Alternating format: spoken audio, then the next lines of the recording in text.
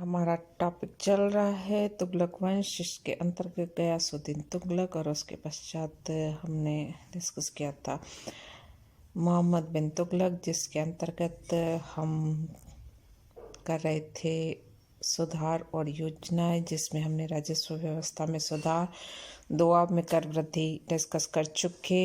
आज हम नेक्स्ट करेंगे राजधानी परिवर्तन। सुल्तान को बदनाम करने वाली दूसरी योजना थी राजधानी परिवर्तन। दिल्ली के स्थान पर दौलताबाद देवगिरी को राजधानी बनाने का नया प्रयोग। इस योजना को सुल्तान ने अपने शासन के प्रारंभिक काल 1326-27 ईस्वी में लागू किया था। तारीख मुबारक शाही का लेखक लिखता है कि राजधानी परिवर्तन की योजना 2 चरणों में पूरा किया गया। अन्य सभी लेखकों के मत के अनुसार इस योजना को एक ही चरण में पूरा किया गया था। राजधानी बदलने के लिए अनेक कारण बतलाए जाते हैं, जिसमें प्रथम, देवगिरी की भौगोलिक तथा सामरिक स्थिति। देवगिरी सल्तनत के केंद्र में स्थित था, इसलिए बाह्य आक्रमणों से सुरक्षित था। देवगिरी से सल्तनत के सभी प्रांतों तथा प्रमुख नगर पर बराबरी की दूरी पर स्थित थे। 1326 ईस्वी में सुल्तान को यह स्थान पसंद आ गया था। सेकंड, इब्न बतूता के मत अनुसार सुल्तान दिल्ली के नागरिकों से अप्रसन्न हो गया था और वे रात्रि के समय चोरी छिपे सभा भवन में गोपनीय पत्र डालते रहते थे, जिसमें सुल्तान को कटुवत्सना होती थी। अतः सुल्तान ने उन्हें दंड देने का नया तरीका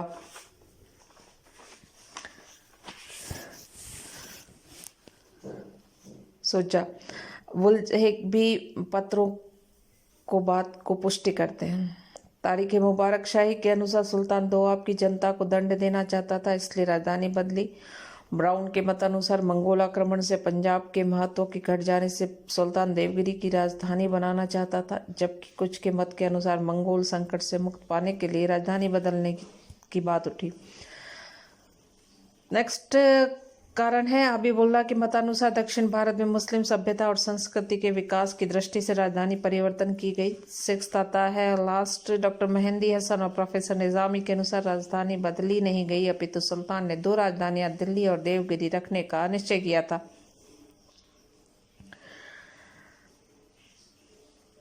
उपयुक्त कारणों में कुछ तो नितांत अविश्वसनीय प्रतीत हैं। यदि दिल्ली के नागरिकों को दंड देने की बात होती तो सुल्तान उनको उनके मकानों का हर्जाना नहीं देता और न ही उनकी यात्राओं के लिए अनेक प्रकार की सुविधाएं जुटाता। और इसी प्रकार मंगोल संकट से घबरा कर राजधानी बदलने वाला सुल्तान वह नहीं हो सकता था। 2 राजधानियों के सिद्धांत से भी अधिकांश विद्वान सहमत नहीं है। संभावित कारण यह बताया जाता है कि दक्षिण भारत, जिसका अधिकांश भाग दिल्ली सल्तनत में मिला दिया गया था, कि शासन व्यवस्था को सुदृढ़ बनाना ही रहा होगा।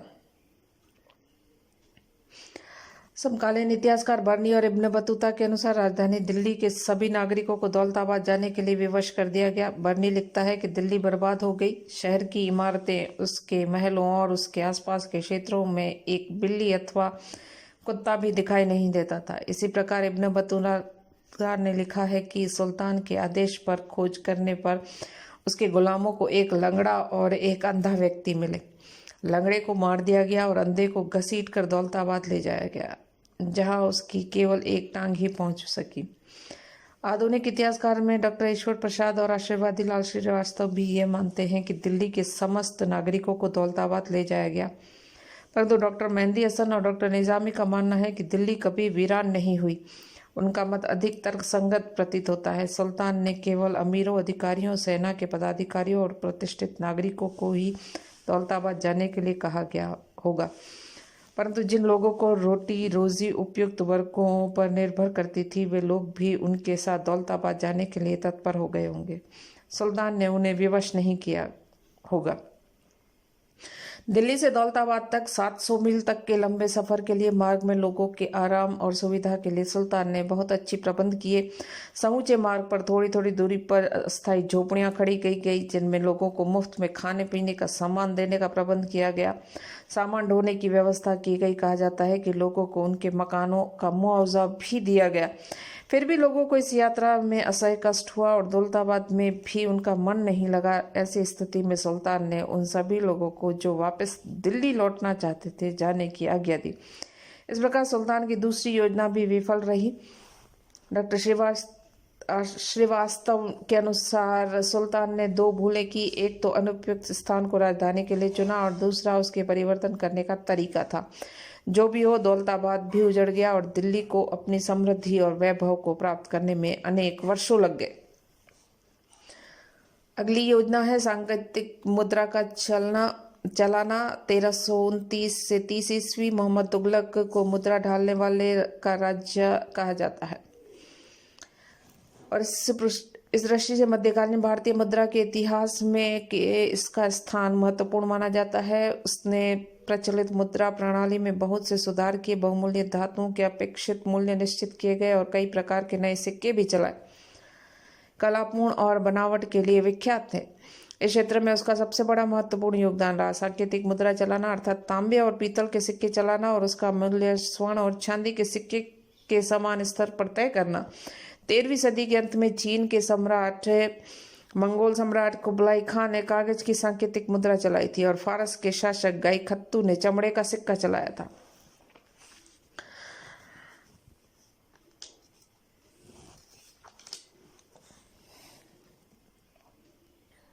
यद्यपि सुल्तान ने तांबे और पीतल दोनों के सिक्के चलाए थे, तथापि पीतल के सिक्के कम मात्रा में ढलवाए गए थे और सुल्तान के आदेश से सांकेतिक मुद्रा को कानूनी मुद्रा घोषित कर दिया गया और मूल्य की दृष्टि से उन्हें सोने चांदी के सिक्कों के समान माना गया। उसने लोगों को सभी प्रकार के लेन देन, क्रय विक्रय में इन सिक्कों का सोने चांदी के सिक्कों की भांति प्रयोग करने को कहा। परंतु सुल्तान ने सबसे बड़ी भूल यह की कि उसने टकसाल राज्य का एकाधिकार रखने का कोई प्रयास नहीं किया।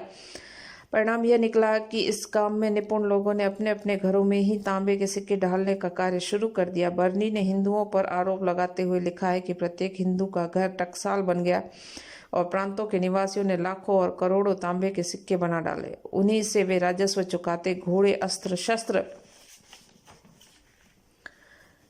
एवं सब प्रकार के सुंदर वस्तुएं खरीदते। बर्नी का कथन अतिशयोक्तिपूर्ण है क्योंकि यह मानने का कोई कारण नहीं है कि मुसलमान इस प्रलोभन में न फंसे होंगे।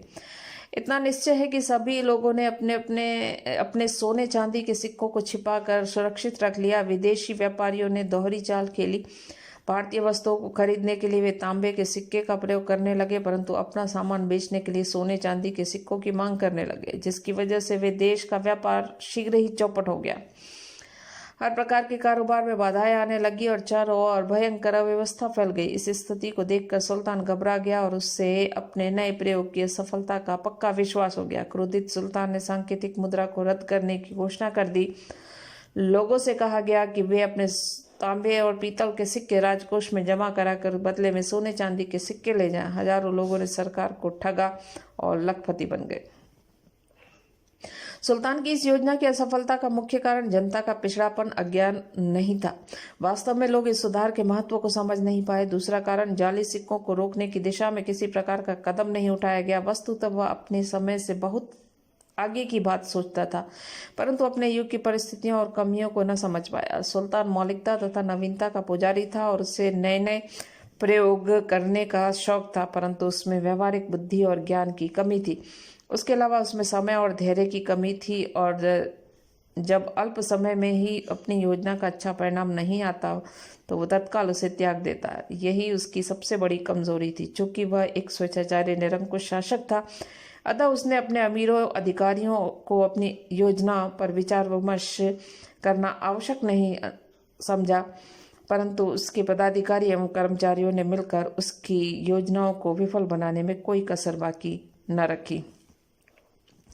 विदेश नीति के अंतर्गत देखें तो खुरासन विजय अलाउद्दीन की भांति मोहम्मद तुगलक भी भारत की सीमाओं के बाहर के देशों को जीतने का स्वप्न देखा करता था।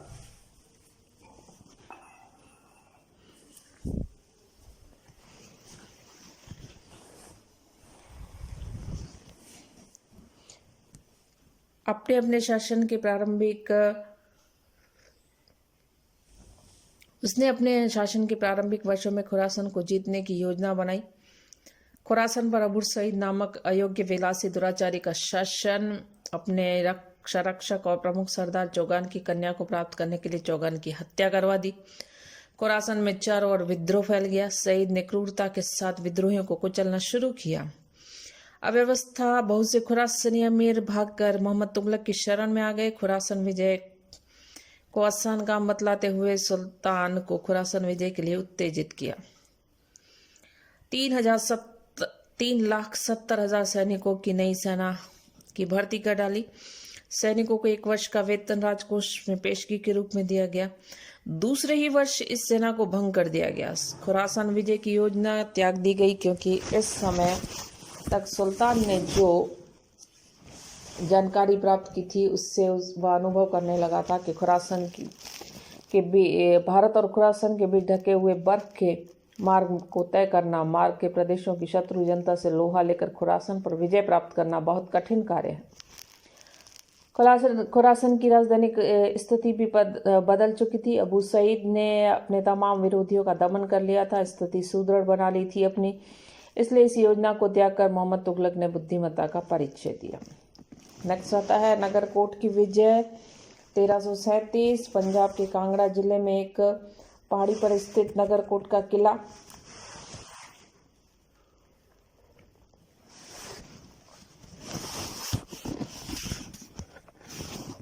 मोहम्मद तुगलक ने लगभग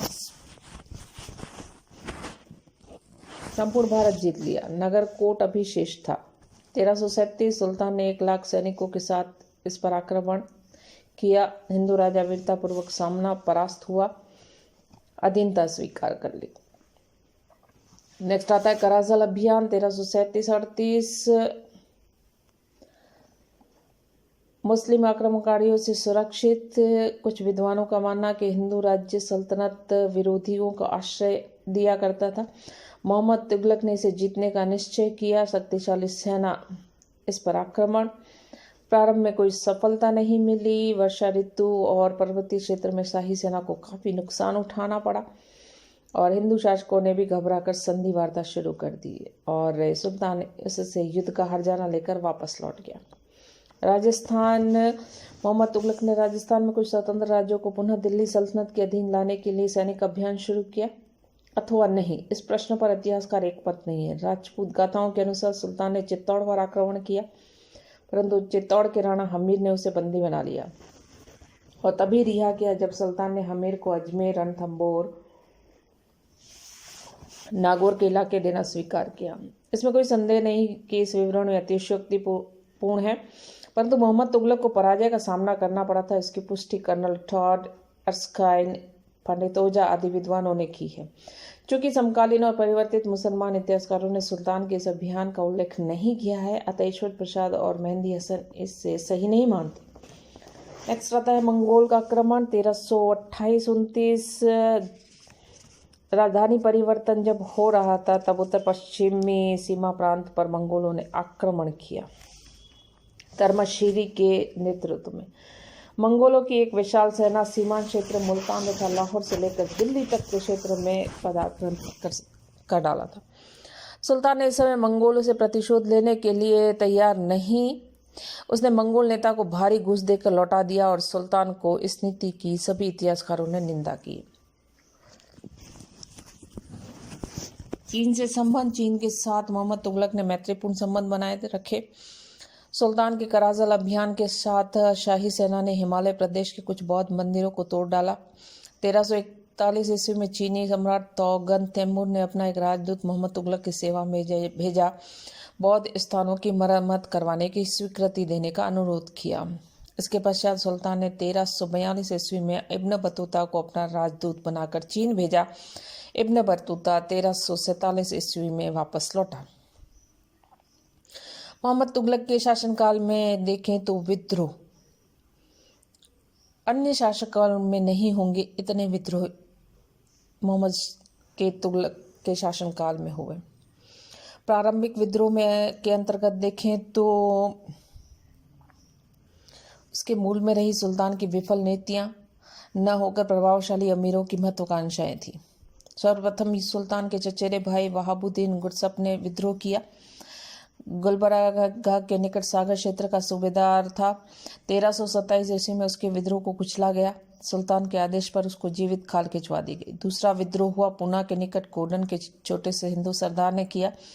शीघ्र कुचल दिया गया। तीसरा विद्रोह सिंध उच्च मुल्तान के सूबेदार बहराम ऐबा ने किया। सुल्तान ने स्वयं उसे पराजित किया और उसको मौत के घाट उतार दिया।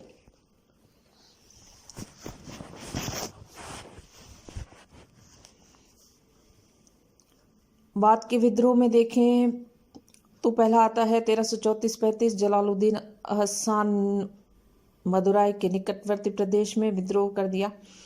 स्वयं वे दक्षिण गया और वारंगल के निकट जोरों से प्लेग फैला हुआ था। शाही सेना के हजारों सिपाही भी उसमें शिकार बन गए। सुल्तान को वारंगल से वापस लौटना पड़ा और माबार क्षेत्र उसके हाथ से निकल गया। नेक्स्ट आता है लाहौर के सूबेदार अमीर हुलाजू ने विद्रोह किया, परंतु वह परास्त हुआ और मारा गया। थर्ड, दौलताबाद के सूबेदार के पुत्र मलिक हुशंग ने 1335-36 में विद्रोह कर दिया। शीघ्र ही उसने आत्मसमर्पण कर दिया और सुल्तान ने क्षमा मांगी। सुल्तान ने उसे क्षमा कर दिया। सुल्तान गयासुद्दीन ने बंगाल के विद्रोही सूबेदार गयासुद्दीन को दिल्ली कारावास में बंद कर दिया। तुगलक ने उसे जेल से रिहा किया और अपनी अधीनता से सोनार गांव का शासक बना भेजा। सल्तनत में व्याप्त अव्यवस्था का लाभ उठाकर गयासुद्दीन ने अपने आप को स्वतंत्र घोषित कर दिया। सुल्तान ने उसके विरुद्ध सेना भेजी। गयासुद्दीन को परास्त करके मार डाला गया।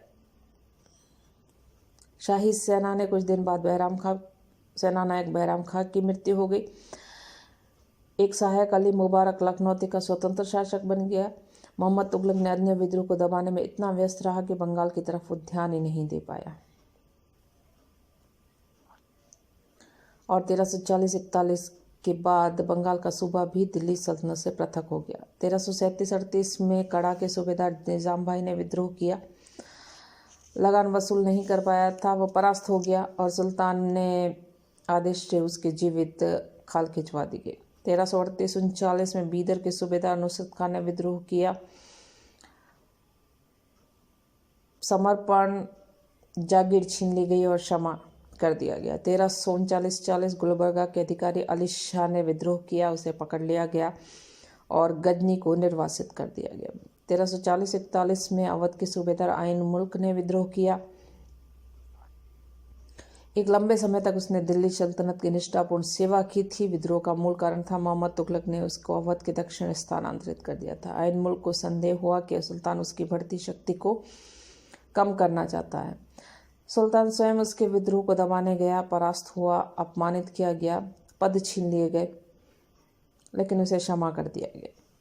शाहू अफगान नामक अधिकारी ने सुल्तान के सूबेदार को मारकर उस क्षेत्र पर सत्ता स्थापित कर ली।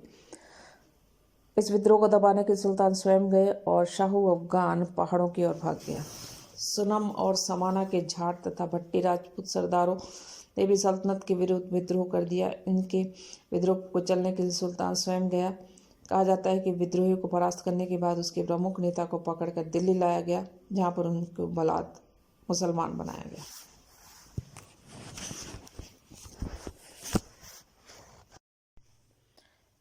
हमारा टॉपिक चल रहा है तुगलक वंश, जिसके अंतर्गत गयासुद्दीन तुगलक और उसके पश्चात हमने डिस्कस किया था मोहम्मद बिन तुगलक, जिसके अंतर्गत हम कर रहे थे सुधार और योजनाएं, जिसमें हमने राजस्व व्यवस्था में सुधार, दोआब में कर वृद्धि डिस्कस कर चुके। आज हम नेक्स्ट करेंगे राजधानी परिवर्तन। सुल्तान को बदनाम करने वाली दूसरी योजना थी।